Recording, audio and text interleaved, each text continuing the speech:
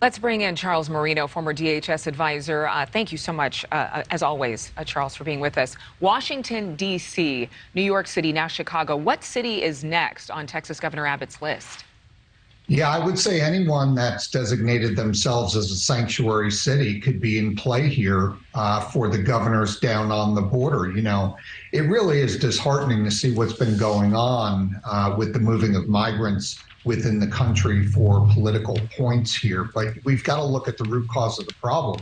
And that's the policies of the Biden administration right now in failing to secure the southwest border and enforce immigration laws. The president of the United States has a saying, don't tell me what you value, show me your budget and I'll tell you what you value.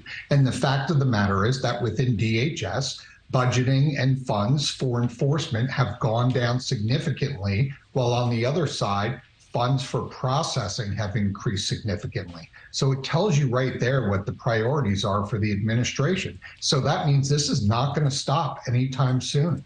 It's not going to stop anytime soon. And there are a lot of people who think, this is a political game.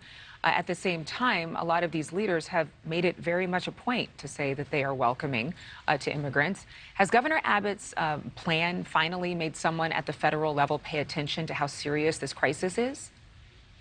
Well, it's waking up, and I think as we've previously discussed, I think at some point in time, these leaders of these sanctuary cities, while they're not going to report these illegal migrants to federal law enforcement authorities, should they even come in contact with local police, they are going to start hearing from their constituents about the overwhelming of social services like hospitals and schools and policing. They will hear from their constituents. And I think what's going to happen is that phone is going to start to ring to the president more and more from these elected officials as they have to worry about being reelected and pleasing their constituencies.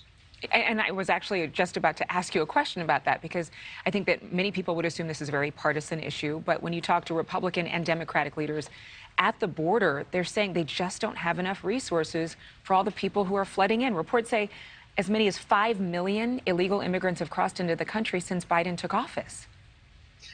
Yeah, and DHS has sounded the alarm for quite some time now, even reaching out to other law enforcement and administrative components within the Department of Homeland Security to go down to the border and assist. And let's also remember that they've also pulled CBP officers from their primary mission of enforcing the border down there to administrative functions like processing. So it's really not a smart utilization of manpower, but again, it matches the strategy of enticement that this administration has rolled out. And as Ali said, this is why we are seeing this as purely a global problem here. People are coming from around the world to the country because they are under the impression that there's no better time to attempt to come into the United States than now, based on the lack of enforcement from the administration. Charles Marino, as always, thank you so much for being with us.